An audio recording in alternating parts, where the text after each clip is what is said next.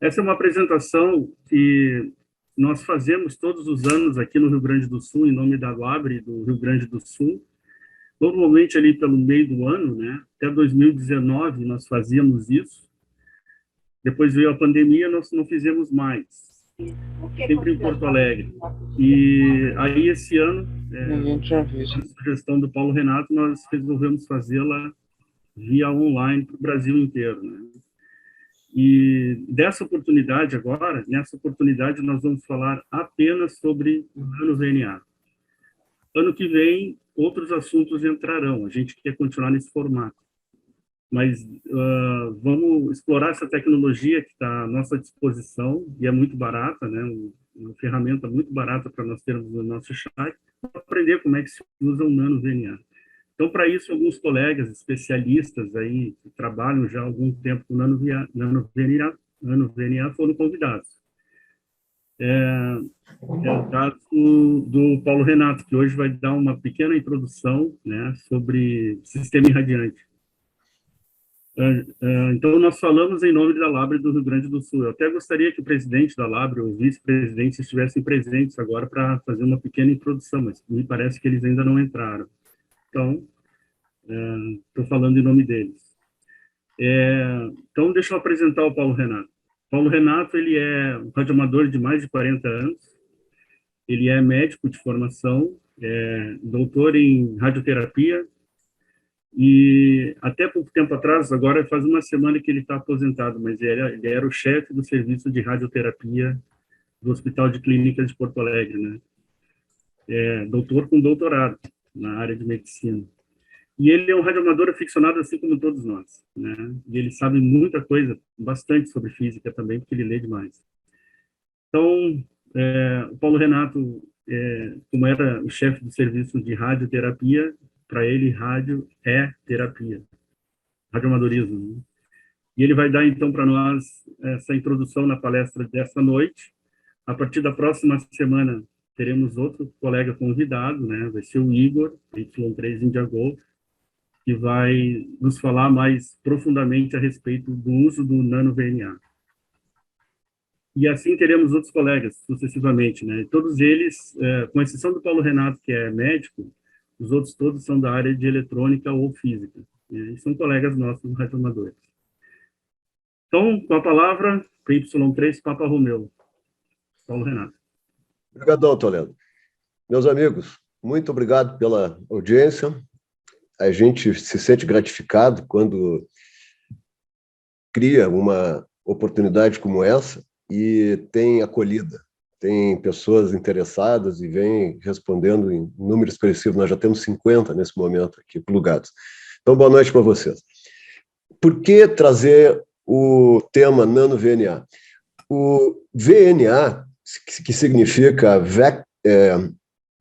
Vector Network Analyzer, ou analisador vetorial de rede, custava ao redor de 100 mil, 200 mil dólares há uns 10, 15 anos atrás. E ele veio estupidamente caindo de preço quando a China entrou nesse mercado. E hoje a gente encontra um nano-VNA, pequenininho, de bolso, tamanho de um celular, por 50 dólares. E o nano-VNA nos proporciona uma avaliação da nossa antena ou até de um circuito elétrico de uma forma muito mais informativa do que o analisador de antenas comum, lá do MFJ, etc, etc. Vai muito além. E por esse preço, então, fica interessante. A nossa ideia de criar esse simpósio foi a de popularizar essa tecnologia que está ao alcance de qualquer pessoa e imaginando que isso possa contribuir para elevar o nível do nosso radioamador, porque as pessoas agora têm ferramentas, têm instrumentos para tentar fazer uma avaliação caseira na bancadinha deles ali por um preço muito pequeno e que vai deixá-los cada vez mais próximos da verdade, que é, qual é a verdade? É o que está acontecendo lá em cima na antena. Então, essa é a nosso objetivo número 1. O objetivo número 2 seria de proporcionar também aqui a possibilidade de, ao fim desse seminário, quando terminar essas 7, 8 aulas, da gente até criar um grupo de estudos, um grupo onde tem pessoas com interesse, pessoas que estão aprendendo e pessoas a fim de ensinar. Se isso acontecer, eu já vou me sentir assim, muito gratificado. Bom, vamos dar, então, início aqui à nossa agenda. Nós vamos falar dos componentes elétricos de uma antena, vamos analisar uma antena se ela fosse um circuito elétrico, na verdade ela é mesmo. Nós vamos falar, então, desses componentes, o principal deles é a resistência e a radiação. Nós também vamos falar dos componentes reativos, vamos falar de reatância indutiva, de reatância capacitiva. Depois a gente vai introduzir o conceito de impedância, vamos falar também da distribuição de corrente de radiofrequência numa antena, e esses elementos que compõem uma antena, eletricamente falando, são aqueles que a gente precisa dominar para poder utilizar todos os recursos do nano-VNA. Se a gente não sabe isso aqui, a gente não vai poder usar a ferramenta. E, por último, a gente vai falar aqui do cabo coaxial agindo como um transformador de impedância, que tem o símbolo Z. Então, agora vamos falar de resistência, reatância, impedância e corrente de radiofrequência. Então, esse aqui é um circuito de uma antena avaliada aqui como se ela tivesse componentes estáticos aqui, que na verdade não são. Então, isso aqui é um gerador de radiofrequência, um gerador de um fluxo de elétrons, que vai percorrer um condutor, vai encontrar uma carga aqui, uma carga resistiva, vai voltar para cá e vai voltar para o gerador e vai fazer o circuito aqui. Ele vai fazer esse trajeto aqui, vai fazer esse trajeto aqui, vai fazer isso aqui, incontáveis vezes por segundo. Essa é a corrente alternada, corrente de RF. O que tem aqui como primeiro componente para a gente conhecer? É a resistência total que esse fio oferece à circulação da corrente elétrica. O fio de cobre ou de alumínio não é um condutor ideal. Ele provoca perdas quando essa corrente passa por ele. Perdas que representam uma certa oposição a esse fluxo de corrente. A gente tem que conhecer essas perdas e deixá-las no menor nível possível que a gente conseguir. Então, tem que usar um fio calibroso, né? Um fio de boa qualidade, etc, etc, etc. Nós também vamos encontrar na antena um componente chamado de indutivo, que, na verdade, é como se fosse um indutor, aqui, um enrolamento, aqui, uma bobina na antena. Mas mesmo que a antena não tenha bobina. Por que isso acontece? Porque qualquer fluxo de elétrons de radiofrequência que percorra um condutor vai gerar um campo eletromagnético, vai gerar um campo indutivo, por menor que ele seja. E isso acontece, e a gente tem que saber que isso aqui existe. Se não tiver aqui uma carga resistiva, que no nosso caso será a antena, não vai haver fluxo aqui, porque vai haver, na verdade, um curto-circuito, e isso aqui não vai gerar radiofrequência. O que faz gerar radiofrequência, o que faz gerar o campo eletromagnético numa antena é esse componente aqui, é esse componente resistivo, chamado de antena, de alguma outra coisa, a gente for de um circuito elétrico, vai ser lá uma carga, alguma coisa assim. Essa carga é muito importante. Por último, também tem na antena, no polo, por exemplo, o componente capacitivo, mesmo que não tenha capacitor nessa antena, vai haver ali um componentezinho capacitivo. Então, esse componente indutivo e esse componente capacitivo retém cargas elétricas na antena. Eles também criam uma oposição a esse fluxo aqui de elétrons que acontece aqui dentro. E a nossa tarefa, número 1, é de neutralizar esse componente indutivo e esse componente capacitivo na antena para que só reste o componente resistivo ômico, que a antena seja puramente ômica, não tenha reatância, não tenha parasitas ali. Então, aqui tem um exemplo mais gráfico para vocês. O componente R, esse aqui, que a gente acabou de ver, é um componente puramente resistivo, medido em ohms, que é o responsável pelo fluxo da corrente nesse circuito. O componente capacitivo armazena energia no campo elétrico entre as placas. E o componente indutivo também armazena energia, armazena elétrons entre as espiras.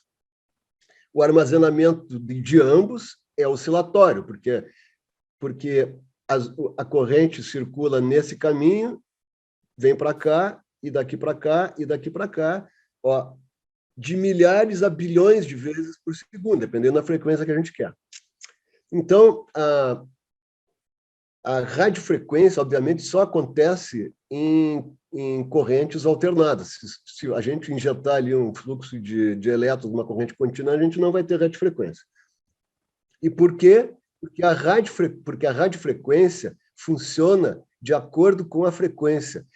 Esses componentes aqui, capacitivo e indutivo, só funcionam se for oscilatório. O componente capacitivo e indutivo, na verdade, compõe uma outra entidade chamada de reatância. Então, a reatância, que é essa oposição capacitiva e indutiva, se divide em duas partes. Essa capacitiva aqui é considerada negativa por um entendimento. E a indutiva é positiva. O símbolo da reatância é JX, está aqui, ó. Pode ser positivo ou negativo. E também o valor da reatância capacitiva ou negativa é medido em ohms. E a gente costuma chamar a essa entidade aqui, a essa expressão aqui de componente reativo. A reatância é o componente reativo, que causa aquela oposição ao fluxo, a gente já falou.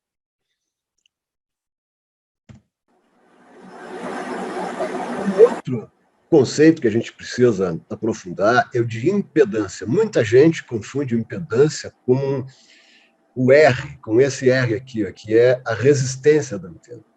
Só que não tem a ver. A impedância é um conceito complexo, envolve o valor da resistência ôhmica que toda antena tem e precisa ter, e o componente reativo. Então, o nosso analisador, o nosso VNA, vai nos dizer qual é a resistência ôhmica da antena e qual é a reatância da antena. Aí, para saber a impedância, nós vamos elevar esse componente resistivo ôhmico ao quadrado, assim como nós vamos fazer com a reatância, vamos tirar a raiz e aí nós vamos ter impedância. Então, a impedância, vocês já estão vendo aqui, é uma associação matemática entre a resistência ôhmica, que é aquela que faz a radiofrequência, que gera a radiofrequência, e a reatância, que é uma oposição a isso daí tudo. Ó, aqui está o esquema. Aqui está o oscilador, vai gerar um fluxo de elétrons aqui, alternado, né? Ele vai encontrar, isso aqui é a antena, ele vai encontrar aqui uma impedância, provavelmente lá na carga, que nós vamos usar na antena, e vai circular essa corrente, que é o I, e é isso aí. Para que a eficiência do nosso sistema seja a maior possível, a impedância de saída do gerador tem que ser igual à impedância da carga, que é a antena. Aí nós vamos ter o máximo fluxo de elétrons aqui, a máxima corrente aqui. Vamos fazer aqui uma brincadeira. Quando é que uma antena está em ressonância? Vamos testar se vocês sabem o que é ressonância. A gente não falou ainda. Quando é que ela está? Alternativa A. Quando a ROI é igual a 1 para 1, ela está em ressonância? Ou quando a impedância do sistema é de 50 ohms? Ou quando eu falo com quem eu quero na rodada, é isso que interessa e o resto é bobagem, e se eu botar 599 ou 59 lá, não quero mais nem saber de nada. Talvez na prática seja essa aí, né? Ou quando a JX, que é a reatância, é igual a zero. Pensem aí. Vamos analisar a primeira alternativa, alternativa A. Quando a ROI é 1 por 1. Olhem aqui o experimento que eu fiz com o meu analisador.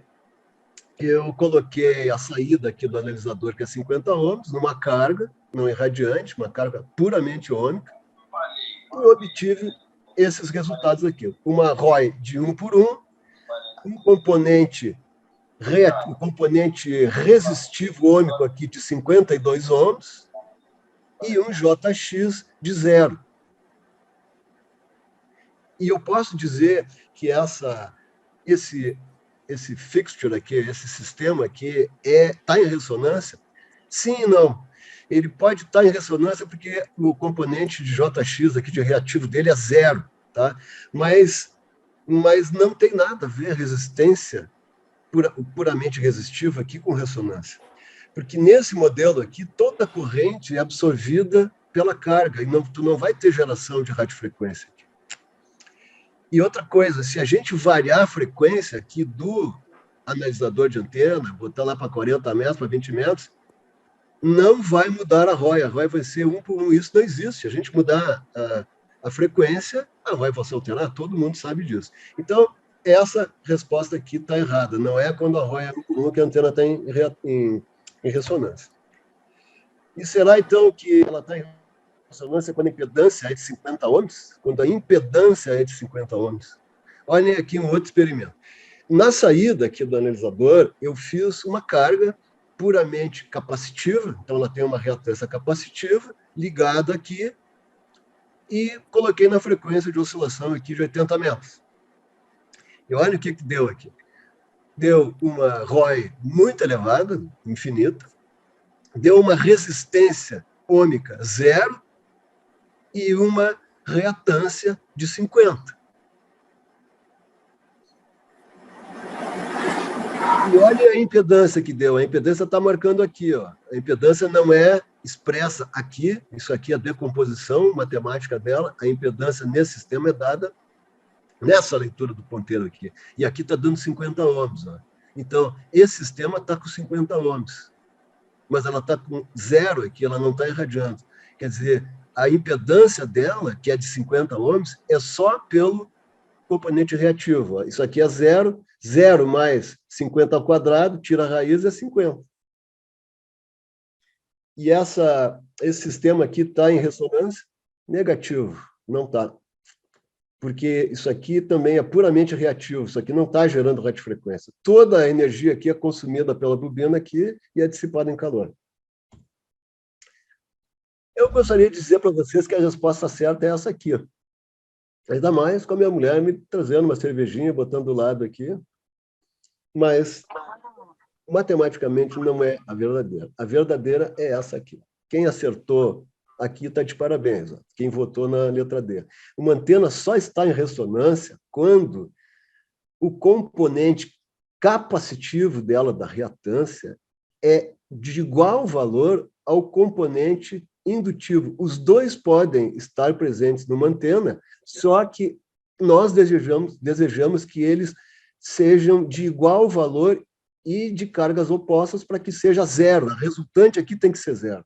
Jx sendo zero, não vai haver, na teoria, nenhuma obstrução ao fluxo de elétrons naquele sistema. E o sistema vai estar tecnicamente perfeito. Só vai restar o componente resistivo da antena. E ela vai estar perfeita para nós. Porque o fluxo de elétrons, a corrente elétrica, vai ser máxima quando esse componente reativo for igual a zero. E por que eu estou dizendo isso daí para vocês? Porque é com essas duas grandezas aqui, ó, que nós vamos trabalhar com o nano-VNA. Por exemplo, se a antena está muito curta, ela vai estar capacitiva. E se ela estiver muito comprida, ela vai estar indutiva. O que nós temos que fazer é saber se, por exemplo, ela está capacitiva, nós vamos ter que introduzir um componente indutivo nessa antena. E, ao contrário, se ela está muito indutiva, nós vamos ter que levar um componente capacitivo para ela, para que a resultante dessa conta aqui seja zero. É isso que a gente quer. Então, pessoal, qual é o maior significado da reatância no desempenho da nossa antena? Por que a gente tem que conhecer essa grandeza? É porque a corrente fornecida a um circuito ressonante em série, que é a nossa antena, só é máxima na frequência de ressonância. Então, a ressonância depende da frequência. Eu mostrei uma fórmula há pouco aí para cálculo de ressonância, onde tem que saber qual é a frequência. E ela muda conforme a frequência. Vejam aqui como é importante. Ó. Eu fiz um cálculo de um dipolo para 10 metros com o programa MM-Anagal, e quis mostrar para vocês aqui qual é a corrente de radiofrequência que percorre essa antena, tanto na frequência para a qual ela foi desenhada por mim, quanto para outras frequências ali próximas dela. E vejam aqui, ó, ela foi cortada e calculada para ressonar em 0,20 MHz.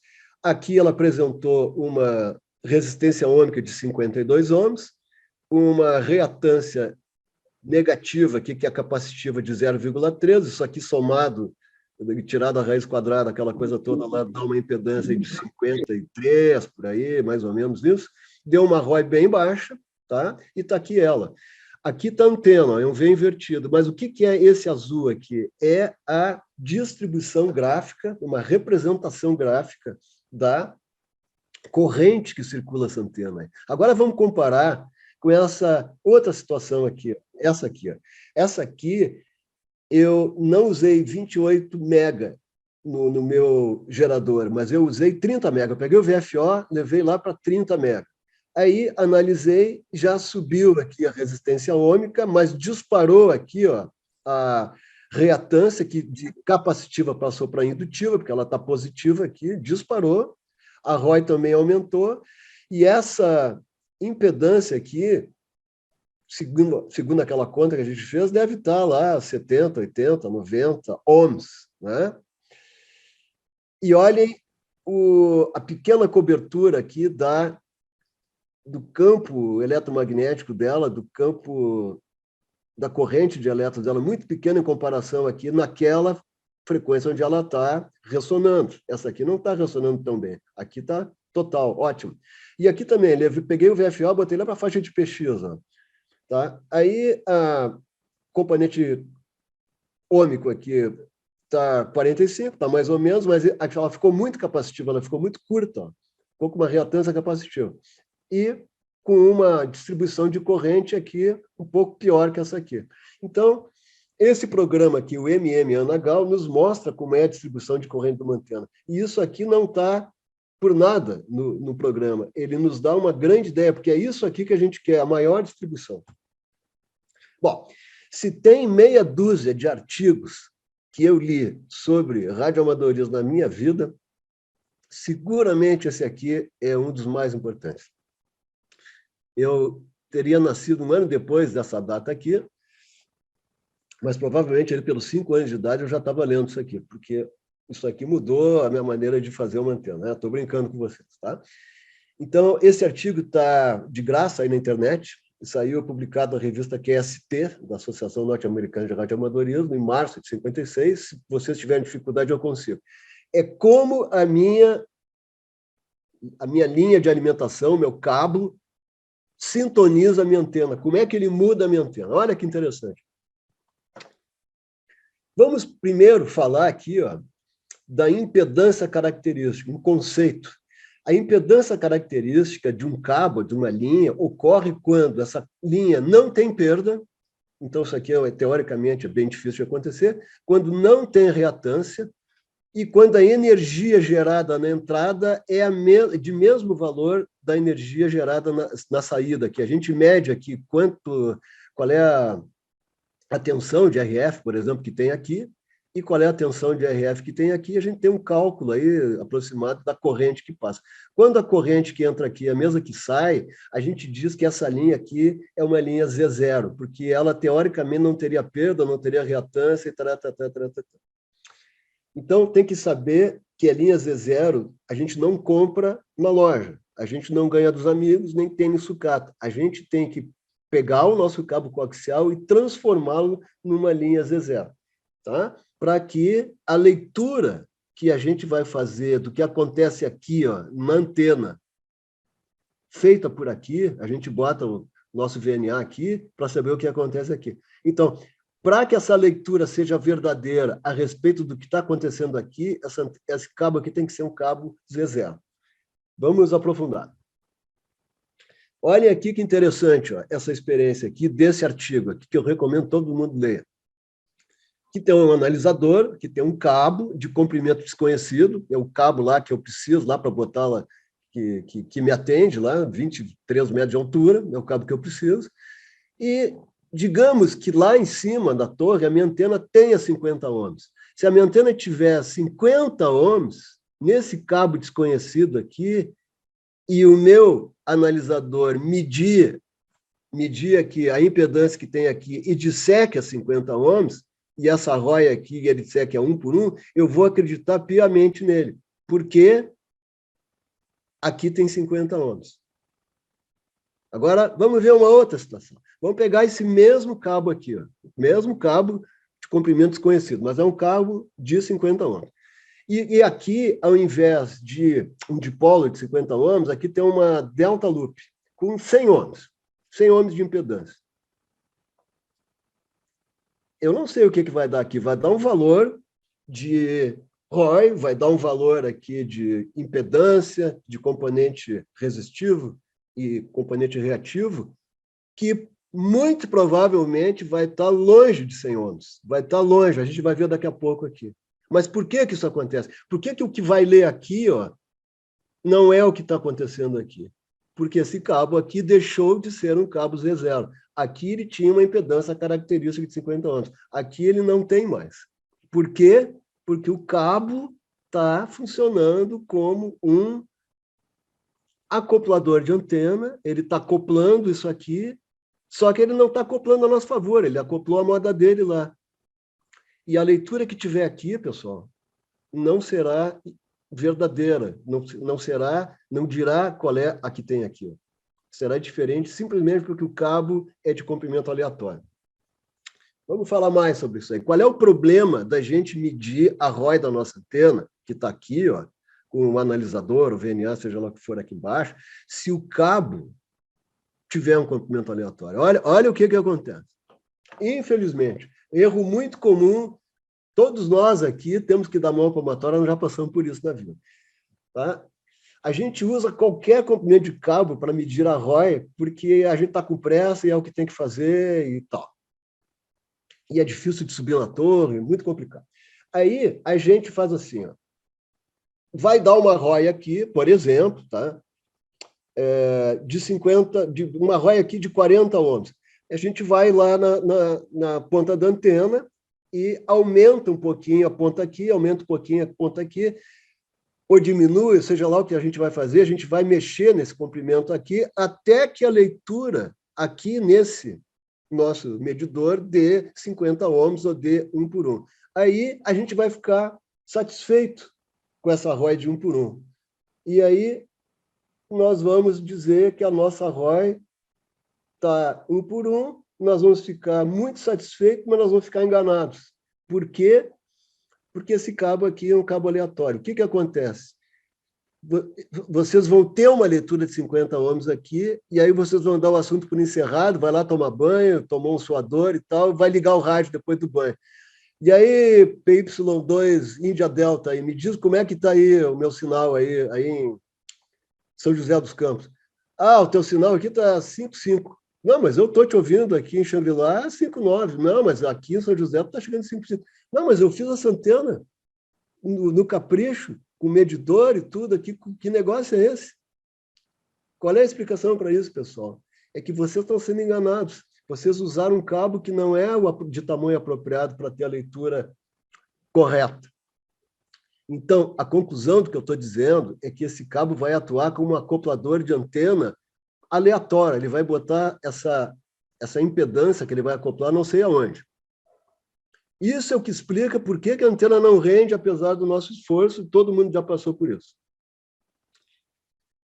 Esse aqui é um símbolo Isso aqui foi um grande avanço para nós, que trabalhamos com radiofrequência, pelo Dr. Smith. Isso aqui é chamado carta de Smith, mas só que não é esse Smith aqui. É esse aqui. Esse Smith morreu em 1987 e fez uma grande contribuição para as pessoas que se aprofundam mais um pouco, aí, que vão além do analisador de antena e que entram no terreno do VNA. O VNA trabalha com isso aqui, ó. Então, quem acha que o VNA vai resolver tudo para ele, vai vir tudo escrito mastigadinho, não é bem assim. Tem que entender a Smith Chart. Chart em inglês significa gráfico. Então, esse aqui é o gráfico de Smith. Eu não vou entrar em detalhe aqui, porque o pessoal vai falar disso nos próximos dias, mas é um método muito útil para mostrar como os parâmetros de radiofrequência, que a gente já falou, resistência, reatância, JX, e outros aqui, vários outros, se comportam em uma ou em outras frequências. Isso aqui vai dar uma visualização gráfica para nós do que está acontecendo. Isso aqui é uma baita ferramenta, né? Parece complicado isso aqui, um negócio meio escalafobético aqui, meio psicodélico, mas não é, tá? Se acostumem, porque VNA trata do gráfico de Smith. E por que acontece isso? Porque o comportamento de um condutor, quando ele é variado, ele fica periódico. Então, a impedância, etc., são periódicos. Para ele fazer meia volta de leitura aqui, ó, a gente percorreu meio comprimento de onda dele. Olha só, meio comprimento de onda, como muda as impedâncias aqui. É um negócio fantástico isso aqui. Vamos continuar aqui na nossa experiência. Ó.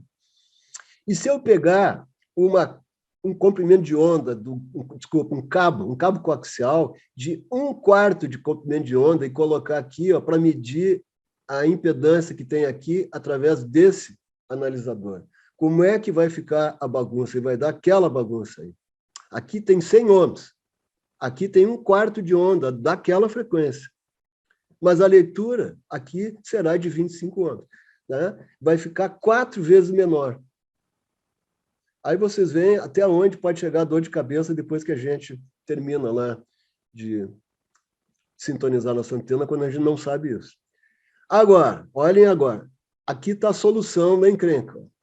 Se a gente pegar um cabo de meio comprimento de onda para aquela frequência que a gente está trabalhando, e aqui tiver 100 ohms, 50 ohms, 75 ohms, 20 ohms, 10 ohms, 1000 ohms, não sei o quê, é a leitura que vai dar aqui.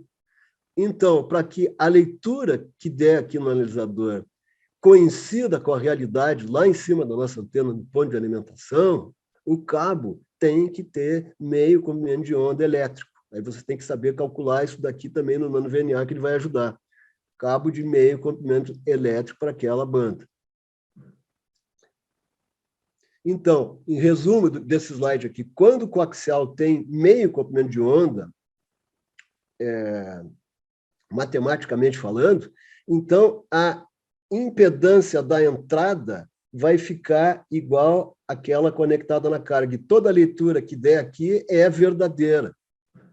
E esse cabo aqui é um cabo Z0. Esse cabo aqui é o cabo Z0, ele vai ficar ideal, porque ele não vai ter reatância para o nosso experimento. Ele vai dar uma leitura puramente ômica, que é o que a gente quer. A gente quer que a nossa antena não tenha reatância, seja puramente ômica.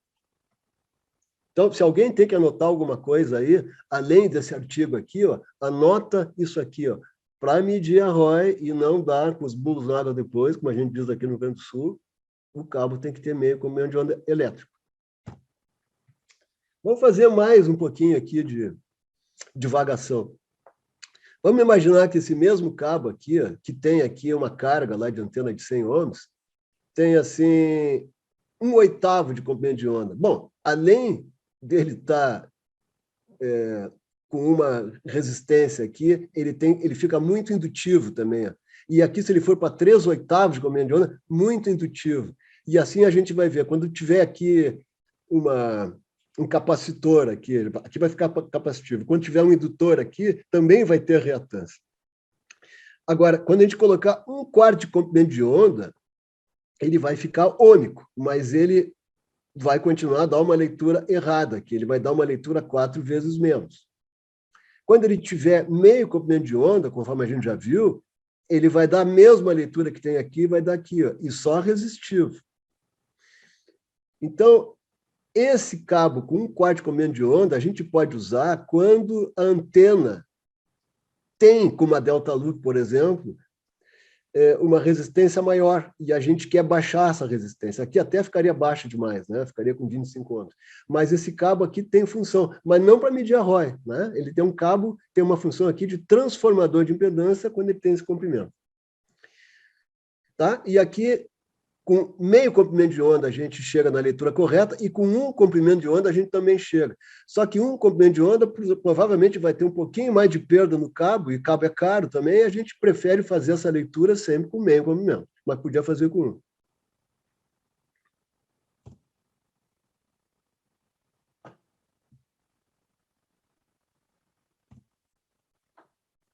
Então, para concluir, a impedância que a gente vai ler é puramente resistiva nesse cabo aqui, ó, quando ele tem meio comprimento de onda, ou seus múltiplos.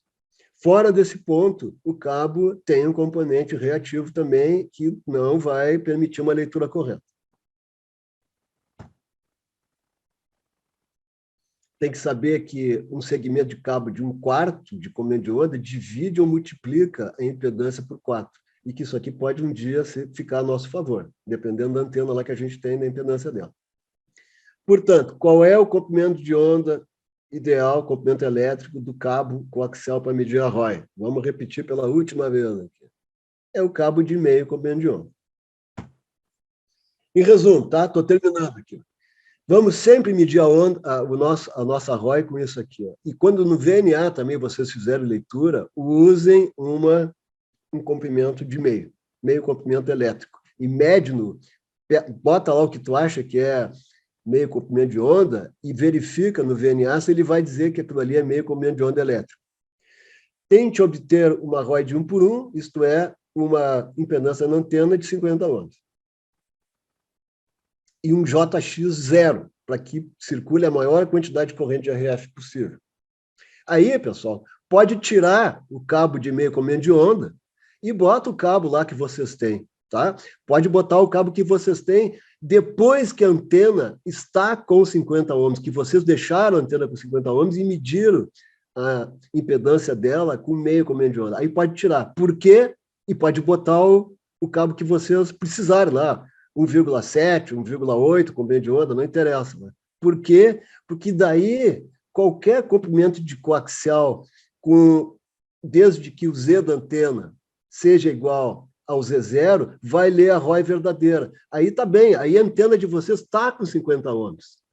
E aí não tem problema de botar outro comprimento depois. O que não pode é você sintonizar a antena com um comprimento aleatório.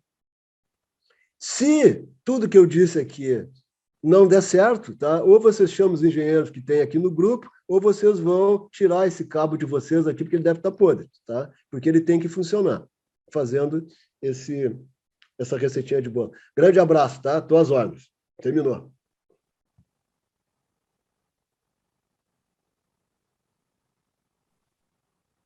Ok, obrigado, Paulo Renato.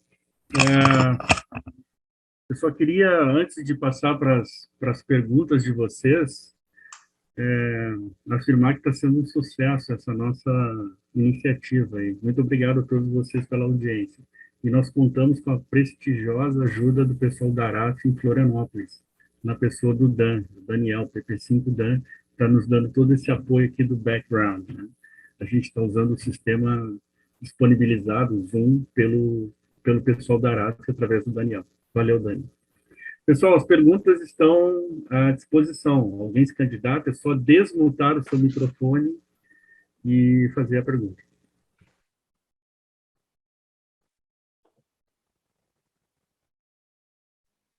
Boa noite, pessoal. Papai Yankee 2, Oscar Charlie, Luiz, Jundiaí. Oi. Pode falar, Luiz. Pode falar, Luiz. O comprimento, esse cabo de meio comprimento de onda, a medida dele, por exemplo, se eu estiver usando o conector, é a partir do conector, ponta a ponta do conector. Em HF, esse conector, que vai ter um tamanho X, não vai interferir, tá? Mas seria bom que você já colocasse com o conector. E até vocês vão ouvir aqui nas apresentações do Nano VNA, de fato, quando estiverem falando só de VNA, que tudo que estiver ligado no cabinho de saída dele tem que entrar na conta. Então, quando vocês forem calibrar, etc. e tal, tem que adicionar o tamanho do conector. Tá? Mas isso, basicamente, é para quem trabalha com VHF e UHF. Em HF, está escrito, eu não estou inventando isso que eu estou dizendo, tá? Não vai fazer muita diferença. Legal. E em relação ao nano VNA, quando você diz que tudo entra na conta, inclusive aqueles rabichos que vêm com ele, os conectores que vêm com ele. Exato. Legal. Legal, legal. E uma outra coisa que não tem nada a ver com a parte técnica, essa apresentação que você mostrou para a gente aí, Paulo, ela, além da gravação, ela está disponível em arquivo, em algum lugar? Essa apresentação que... Não está, mas podemos negociar isso. Tá, é legal, apesar de estar gravado, tudo bonitinho, mas às vezes as pessoas gostam de ler, né? E eu sou um deles. Obrigado. Tá bem, valeu. Depois a gente vê isso aí. Vamos ver uma maneira, talvez até de postar isso. Obrigado. Legal, muito obrigado. 73. Próximo da lista. Papa Yankee 1, antena xadrez, PY1AX. Oi, pode falar. Pode falar. Tudo bom? Tu és o Tony, isso é aí. O Tony, PY1AX. Como é que vai? Tudo bem? Shangri-La e todos os aí que estão nos ouvindo. Já falamos muito da vida aí. Fala, Tony. Muito, muito. Então, o radioamador, ele opera em várias frequências, né? E vários comprimentos de onda. Inclusive, na própria banda, você tem a parte de telegrafia, onde eu gosto de ficar. As minhas antenas são sempre um pouco maiores.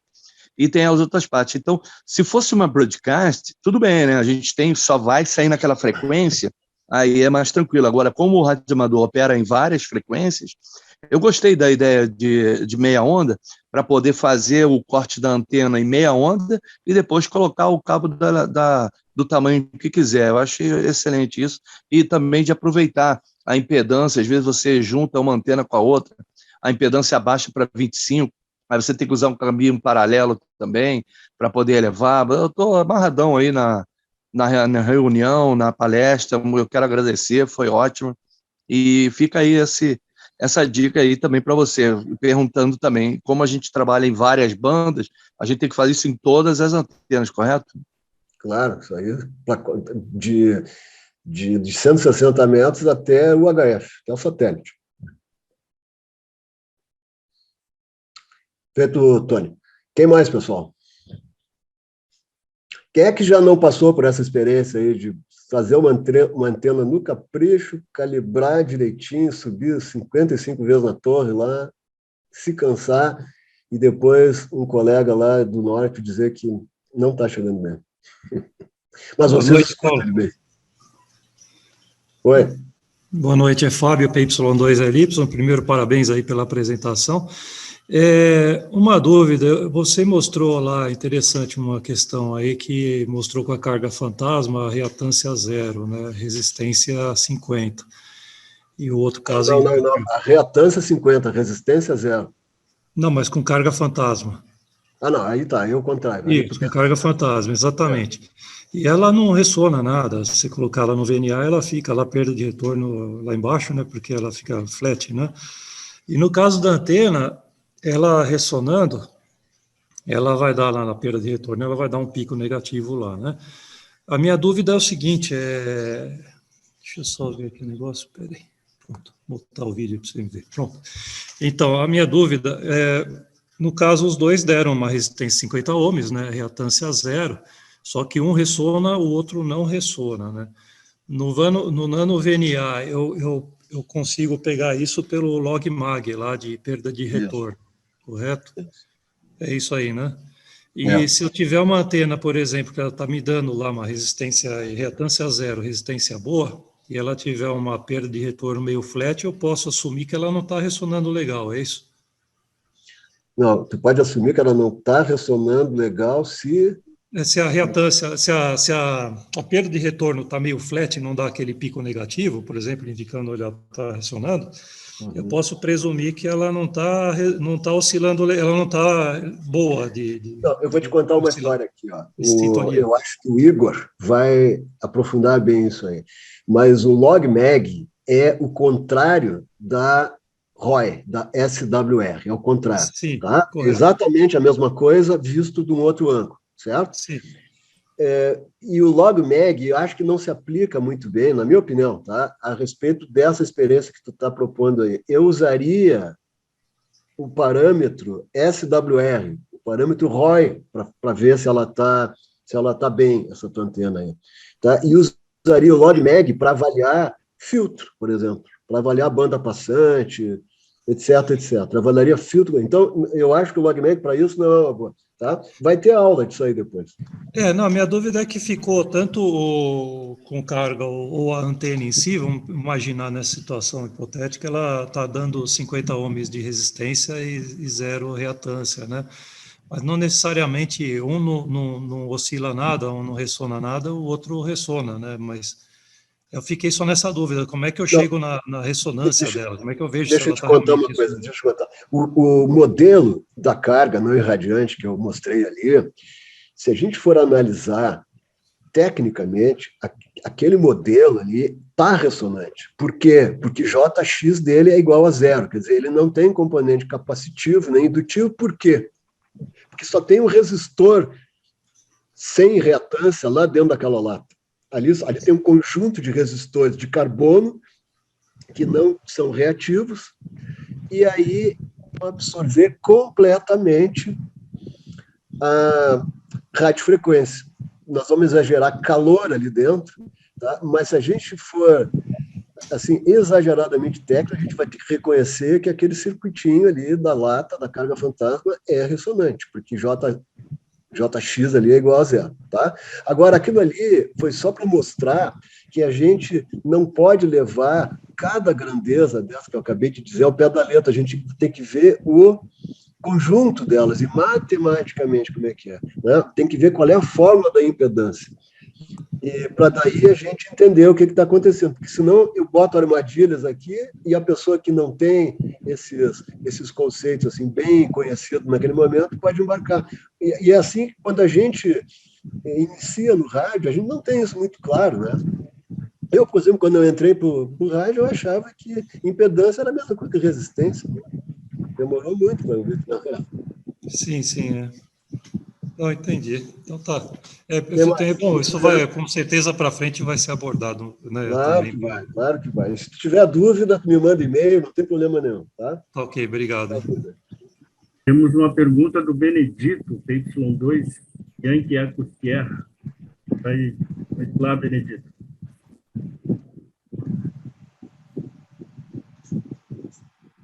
Pode falar. Ele não desmutou o microfone dele. Benedito está mutado ainda. Tá, passa para o próximo, então. Não tem mais ninguém aqui listado. Mais alguém queria... o Gerson. Pode fazer a pergunta, Gerson. Desmuta o teu microfone, por favor. E aí, Gerson, boa noite. GBV. Tudo bem? Estão me ouvindo? Bom, Estão me ouvindo? Claro, perfeito. Tá, ok. Não, assim, quando o Tony falou em fazer para cada banda o processo, mas eu acredito que se tu usar um cabo que seja múltiplo de meia onda para todas as bandas, ou seja, porque na verdade as bandas principais, pelo menos as tradicionais, né, são múltiplos, 40, 80, 40, 20, 10, né? Eu acredito que se tu usar um cabo que seja de múltiplo, por exemplo, de 10 metros para todas as bandas, ele pode usar um cabo só para aferir uma antena multibanda, por exemplo. Claro, vai ter uma perda maior, evidente, porque vai ficar um comprimento maior. Não sei se o comprimento for sempre múltiplo de meia onda, para todas as bandas basta apenas um cabo, ou eu estou errado. Gostaria que me confirmasse ou não essa ideia. Eu agora acho que estou entendendo melhor a pergunta original lá do Fábio, Y2LY, para uma antena, então, multibanda, um dipolo, multibanda, tá? Uma DX 10, 20, 40, né? Que está muito popular. Né? Eu usaria cabos de meio comprimento de onda elétrico para cada uma das 3 bandas dela, os cabos cortados para cada banda. É assim que eu faria. Eu não usaria múltiplos ali. Questão pessoal, eu não usaria. Eu acho que ia ser complicado. Sabe por quê? Se tu tem uma frequência muito alta, por exemplo, 10 metros, tá? E tu tá usando lá, por conveniência, um cabo com um comprimento de onda, sabe o que vai acontecer na leitura da ROI? Tu tá usando o cabo assim correto, né? Pode ser um múltiplo inteiro de meio comprimento de onda, que é um comprimento de onda. Isso. Mas ele é simplesmente o dobro daquele de meio comprimento de onda. E na banda de 10 metros, a tua ROI vai ficar ligeiramente melhor do que a realidade. Por quê? Porque assim como vai ter perda de corrente de radiofrequência que sai do rádio, que vai para a antena, vai haver uma perda da corrente que sai da antena e vai para o rádio.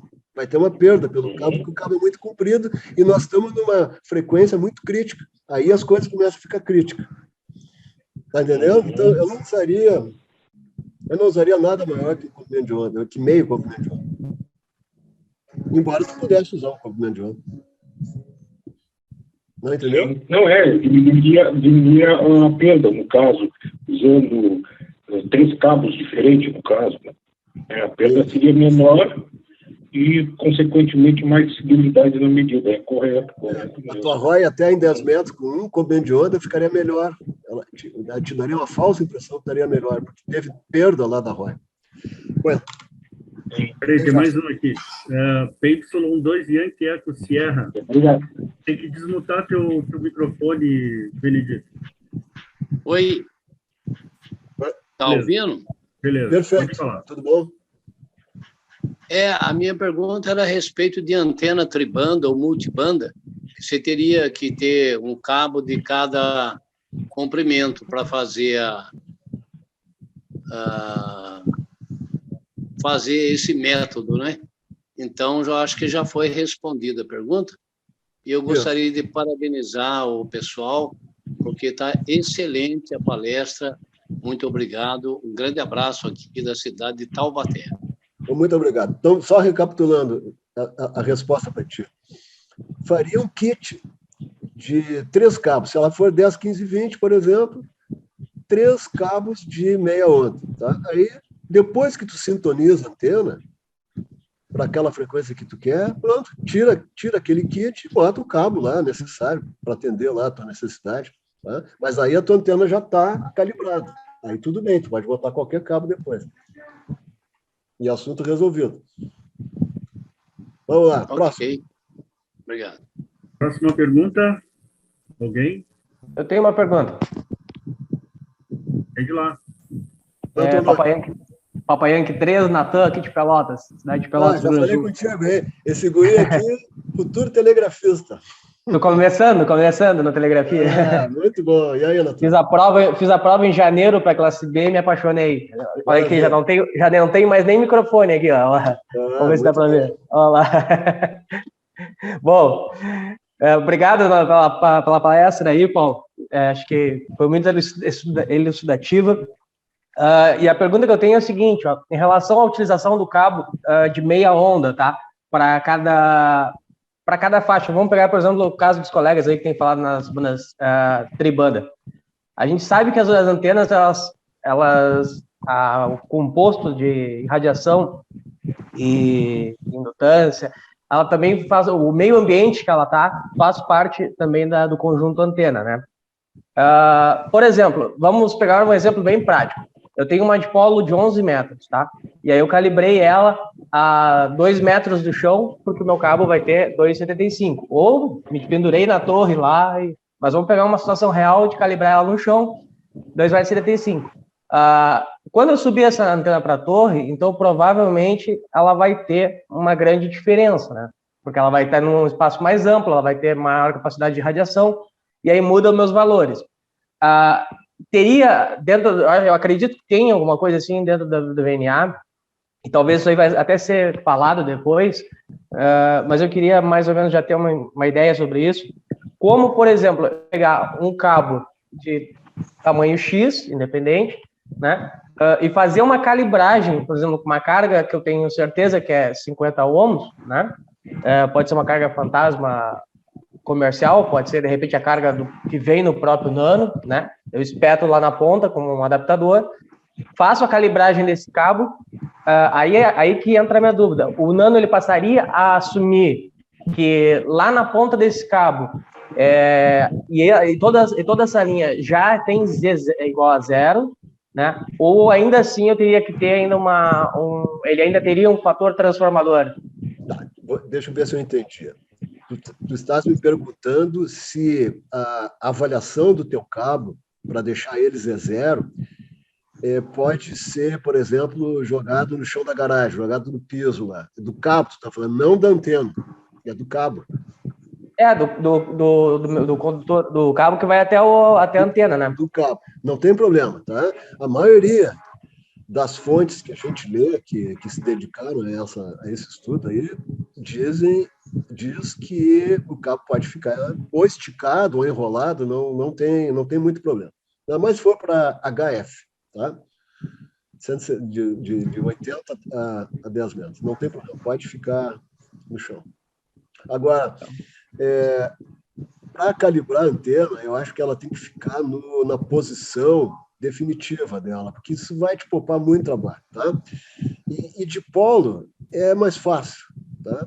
Complicado é com antena direcional, mas também as pessoas que escrevem a respeito propõem que tu pegue a tua direcional para fazer a calibragem dela, porque muitas vezes ela está lá a 20 metros de altura e lá é ruim. Uma hora que ela está instalada, fica ruim de tu subir lá e 5, 6, 10 vezes, 20 vezes aí para...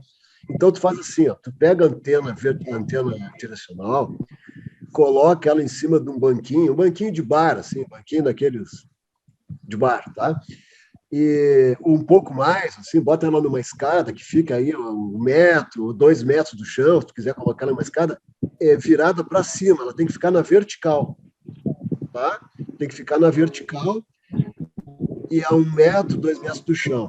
Aí tu vai regular essa antena, tu pega uma outra escada para chegar perto, depois que tu regular, tu tira a escada secundária, deve ser de metal, outra escada, tira fora, e vou te contar uma coisa aqui por experiência própria. Eu já fiz várias antenas IAG, tá? Para 10 metros e para 6 metros. 6 metros eu já fiz para 3 elementos, para 6 elementos, 5 elementos, e todas eu calibrei desse jeito aí. E olha, fica bem razoável o resultado quando tu coloca lá em cima, tá? É esse aí o jeito. Ok, então, obrigado, boa noite. Obrigado. Temos mais alguns colegas fazendo pergunta. Tem um de Portugal aqui, CT7 Alfa Papa Zulo. Tem mais colegas na lista, já passo a palavra. Tem um colega de Portugal, por favor? Olá, boa noite. Oi. Obrigado pela palestra, antes de mais nada, meus parabéns. A minha pergunta eu tinha colocado no chat. A antena que eu construí é uma antena end-fed, pensada após 80 metros, portanto ela tem 39 e qualquer coisa de fio, mais o Uno. Essa antena, como é que ela deve ser medida? Com que cabo, qual é que é o Z0? O cabo Z0? Essa antena é o quê? Um dipolo? O que ela é na vida? Vertical? Não, uma end-fed é uma antena que tem um transformador. É end-fed, FED. Tem um transformador, portanto tem um toroide, tem um enrolamento e tem um condensador. Tá. E ela é vertical ou é um dipolo horizontal? É o fio que depois sai, o meu está a 45 graus. Sim. Parte mais ou menos dos 18 metros e vem até aos 3 metros do chão. Tá. Essa configuração de antena, essa M-FED que tu está mencionando, não deve contrariar o que eu estou dizendo aqui. Até onde eu sei, independentemente da antena que tu colocar lá, a leitura de ROI da onda estacionária mais próxima possível da real é feita com meio comprimento de onda, independentemente do tipo da antena.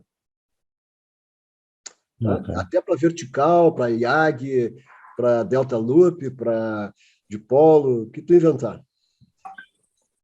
Ok, eu fiquei com dúvida porque tem um condensador mesmo, não é? Acaba por alterar completamente os valores. Não, mas olha aqui. Eu posso testar? Escuta aqui, Braulio. Escuta aqui, ó. Mesmo que eu tenho uma antena vertical para 20 metros que tem um transformador, tem um núcleo toroidal, certo? E eu medi a ROI dessa antena com um cabinho de 20 centímetros, tá? É uma antena para 20, uma vertical para 20, media com um cabinho de 20 centímetros ligado no nano VNA. Um cabinho pequeno, bem pequenininho, tá? E fiz a sintonia desse núcleo toroidal, onde eu também coloquei um variável ali, um capacitor variável, para dar sintonia bem fina, e aquela medida minha foi real, é a medida conclusiva. Então, esse teu sistema de acoplamento aí entra no cálculo da antena, ela entra no comprimento da antena. Não tem problema nenhum, pode botar meio comprimento de onda ali. Faz sentido eu, por exemplo, levar o nano-VNA para o topo da torre e fazer a medição direta à antena e depois experimentar com outros cabos? Faz sentido quando é fácil. Quando é fácil. Fácil não é, mas é possível. Mas no meu caso, da vertical, era fácil. Eu sentei no banquinho, tá? E fiz ali com aquele cabinho de 20 centímetros, que era o cabinho que eu tinha na mão, tá? E era um cabinho tão pequeno que ele não ia transformar aquela impedância ali. Para ser assim rigorosamente correto, talvez eu devesse usar um cabo de meio comprimento de onda para 20 metros. Talvez, tá? Se alguém aqui reclamar, eu vou ter que concordar. Mas assim, para outras situações, tu vai ter que fazer também. Não sei se eu respondi a tua pergunta. Respondeu. Muito obrigado, mais uma vez. Muito obrigado. Doc, o Roelbe está por aí também, gostaria de fazer uma pergunta. PU3, Romeu, Eco, Bravo, alguma coisa assim. Está por aí, Roelbe? Oi, pessoal, boa noite. Vocês me escutam? PU3, Hotel Alfa Golf. Sim, pode vir, Roelbe, desculpa. Então tá, boa noite a todos. Do Rafael, né? PU3, o Rafael era esse aí. RH, Romeu Alfa Hotel. A minha pergunta é da seguinte maneira: quais os cuidados que eu devo ter se eu desejo usar o mini VNA para fazer caracterização ou medidas de linhas abertas e antenas que a impedância em ressonância não é exatamente 50 ohms, como as antenas verticais ou um antipolo dobrado? Entendi. Tua pergunta é boa. Eu ainda não usei o nano VNA em antenas que têm linha de alimentação aberta. Tá? Uma linha diferente de 50 ohms, 75 ohms. Mas, na teoria, ele também serve. O que tu vai ter que fazer muito bem ali, que já complica um pouco, é o fixture da tua linha aberta. O fixture é a conexão da ponta da linha aberta para o conectorzinho do VNA. Então, tu vai ter que pegar uma plaquinha de circuito impresso, tu vai ter que fazer uma coisa rígida, estável, né? Mas, em princípio, dá para usar sim, tá? Porque tu vai fazer análise da rede ali, análise de impedância e tal, com o nano VNA, que é para isso. Não tem mistério. Só vai te dar mais trabalho.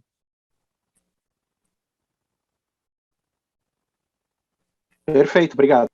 Vocês estão me vendo aí? Sim. Vocês estão me enxergando? Eu vou mostrar para vocês aqui, vou pegar numa caixa aqui que eu tenho na mão, o fixture que eu fiz aí, só um momentinho.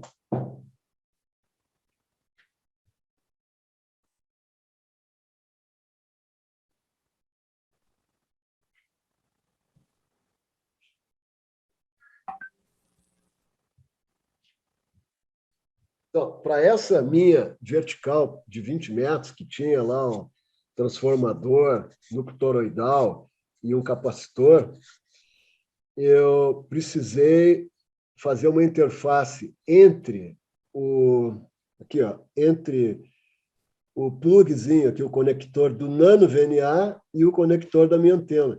Aí dentro dessa caixinha aqui, eu estava com pressa, não quis sair lá para comprar, porque isso aqui já vem pronto, tá? Aqui dentro dessa caixinha, eu coloquei uma plaquinha de circuito impresso entre o plug do nano VNA, que veio até aqui, ó, até essa ponta aqui por dentro, tá? Isso aqui funciona, me resolveu o meu problema lá. Se não fosse o nano VNA, eu não sei onde é que eu ia parar com com a avaliação canonizada da minha vertical para 20, tá? Porque só com o MFJ eu não consegui. E isso aqui me ajudou. Então, isso aqui, talvez, na tua experiência com a linha aberta, tu tenha que modificar. Ok. Ok, Welber? Tranquilo? Tudo perfeito, muito obrigado. Obrigado pela presença. Mais uma pergunta lá do outro extremo do Brasil, PV8DX. Oi, Paulo. Ele pergunta o seguinte, Paulo Renato. O nome dele também é Paulo. É Paulo, isso mesmo. No caso de uma antena de 2 metros, VHF, uma IAG, que tem 8 metros de boom, para um cabo de meia onda, fica difícil? Eu teria que ter um cabo bem maior para conseguir analisar? Teria algum múltiplo de meia onda? Tipo, como fazer para os cabos para o stack? Ele quer saber de um stack em VHF. 8 elementos. Aí a pergunta já está muito difícil, né? Porque eu não tenho experiência com isso. Agora, como se trata de VHF, eu teria o cuidado de não usar, se eu pudesse, um comprimento de onda de mais de meia onda, tá? De um comprimento de onda. Eu não usaria, porque vai ter mais perda porque nós estamos com frequência muito alta. E aí o cabo se ressente disso. A não ser que tu tenha o cabo lá com perda mínima, aí, um cabo, como é que é? Tiroflex? Não, como é que é o nome lá, Toledo? Aqueles cabos de uma quantidade. Seu-flex, tá? Qualquer coisa desse tipo aí. Aí tu vai ter que fazer um compromising ali. Tu vai ter que perder de um lado para ganhar do outro, né? Agora, tenta colocar essa tua IAG aí na vertical, como eu tinha dito antes, e tentar ver de uma maneira que tu possa ver. Se tu não conseguir, se ficar mecanicamente impossível, bom, aí pega um comprimento de onda. Um comprimento de onda, tá? E faz com um comprimento de onda que vai replicar o que o de meio comprimento de onda faria. Ok. O Paulo lá está sem microfone, mas está acompanhando. Gerson, PY3GBV, mais uma pergunta? Vem de lá. Ok. Não, a primeira pergunta eu havia esquecido de parabenizar o evento, né? E vocês aí por essa iniciativa, enfim, orientação da LAT. Mas agora, quando o Paulo falou nessa questão de linha aberta e o VNA, aí eu não conheço essa interface que ele fez, mas eu não sei se não haveria problema no fato de ser uma linha, como é que eu posso dizer assim, a linha aberta é uma linha balanceada, né? O VNA, o conector de VNA, ele parece ser uma conexão desbalanceada.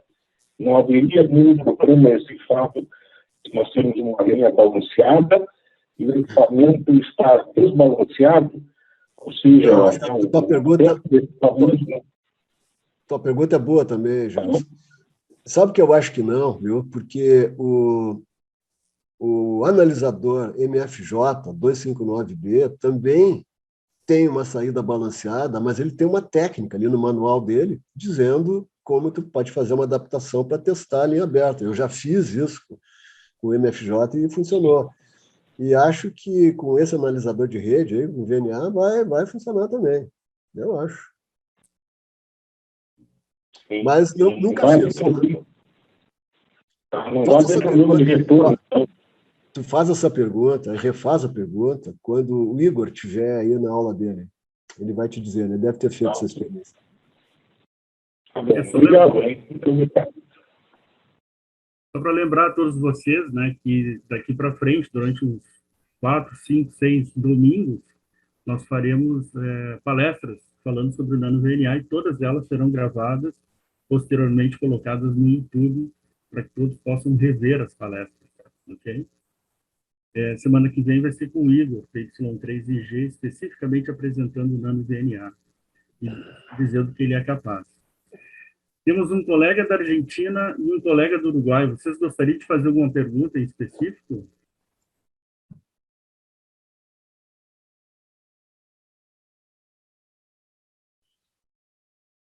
Não, acho que não. Algum outro colega do Brasil gostaria de fazer mais uma pergunta?